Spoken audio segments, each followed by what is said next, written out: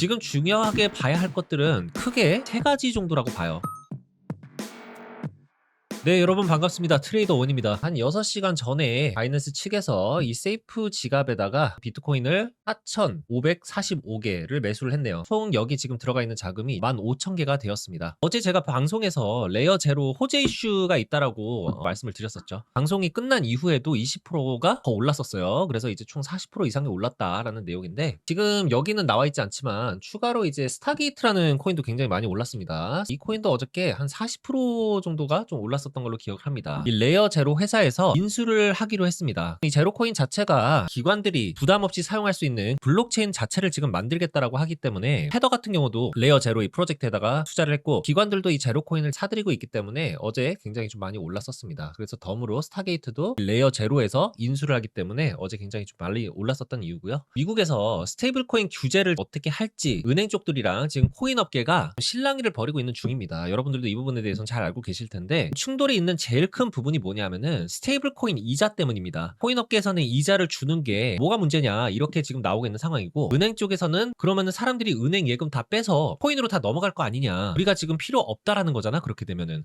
망하라는 거냐 뭐냐. 은행들은 이 부분을 지금 막으려고 하는 거고, 합의점을 아직은 좀 찾아야 하는 부분이라고 지금 보여지고 있습니다. 이 이슈가 일단은 해소가 되어야지 다음 단계들로 하나하나 해결해 나갈 수가 있습니다. 이 문제점에 대해서 3월 1일까지 문제를 좀 해결하자라는 얘기가 있는데, 돌아가는 상황을 보면은 글쎄요, 아직까지는 합의가 잘 이루어지고 있지 않는 분위기가 훨씬 큽니다. 그래서 3월 1일까지 합의가 이루어질지는 잘 모르겠습니다. 태국 정부가 기존의 파생상품 법을 개정을 했습니다. 코인을 선물이나 아니면 옵션 거래를 할 경우에 이제는 제도권 상품으로 공식으로 인정을 하겠다, 이런 내용입니다. 태국에서 이 코인이라는 걸 정식으로 금융 자산이라고 인정을 한 거나 다름이 없어요. 기관들이 눈치 볼 이유가 이젠 점점 없어지고 있다는 겁니다. 그래서 더 많은 금융회사들이 시장에 유입될 가능성이 훨씬 커지게 된다라고 이해를 하시면 되고, 시장에 들어오는 유동자금이 점점 더 커질 가능성이 크다, 이렇게 좀 보시면 되겠습니다. 미국에서 지금 1위 거래소인 코인베이스 있죠. 코인베이스에서 이번에 지갑을 만들었어요. 어떤 지갑이냐, AI 기반의 에이전트 월렛이라는 거를 출시를 했습니다.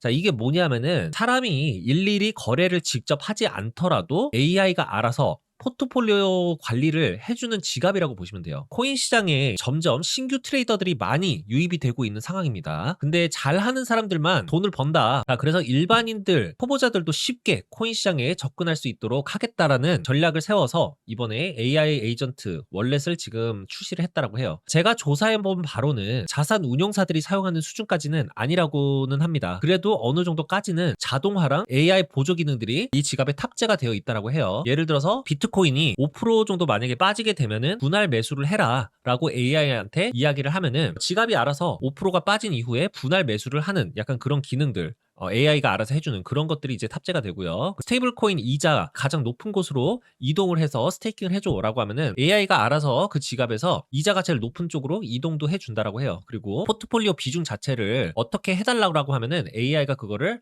맞춰주고, 그러니까 이런 기능들까지는 다 가능하다라고 들었습니다. 일론 머스크 같은 경우에는 전문 트레이더들을 고용을 해서 AI를 학습시키려고 하는 게 이런 전문 AI를 만들기 위해서입니다. 갤럭시 디지털이라는 회사에서 1,600만 달러 정도 되는 이제 솔라나를 거래소 지갑으로 이동을 한 게 포착이 됐다라고 기사가 나온 거예요. 이 회사가 어느 정도로 크냐면은 코인계의 월가 회사라는 말이 나올 정도로 커요. 실제로 이 회사 대표가 원래 월가에서 이제 헤지펀드 매니저 출신으로 일을 했던 사람입니다. 1,600만 달러를 지금 옮긴 이 금액이 문제가 되는 게 아니라 어디서 어디로 옮겼느냐가 굉장히 좀 주목할 만한 내용이에요. 자, 이 개인 지갑에서 거래소로 이동을 했다라는 거는 두 가지 중 하나입니다, 여러분들. 솔라나를 매도를 할 생각이거나 아니면은 선물 시장에서 포지션을 잡기 위한 것이거나 둘 중에 하나입니다. 1,600만 달러라고 하면은요, 솔라나 전체 시총을 비교를 봤을 때 엄청 큰 금액이라고는 볼 수는 없어요, 사실. 하지만 이게 기관급 지갑이잖아요. 4조 원 이상은 굴리는 회사의 지갑이기 때문에, 특히나 지금처럼 변동성이 있는 시장에서 이런 움직임이 나왔다라는 것 자체는 단기적으로 시장을 흔들 가능성이 있습니다. 그래서 이 부분도 여러분들께서 일단 참고를 하시면 좋을 것 같고, 이 큰 자금으로 롱을 잡을지 숏을 잡을지 아니면 애초에 저 많은 솔라나 물량을 한 번에 던지려는 건지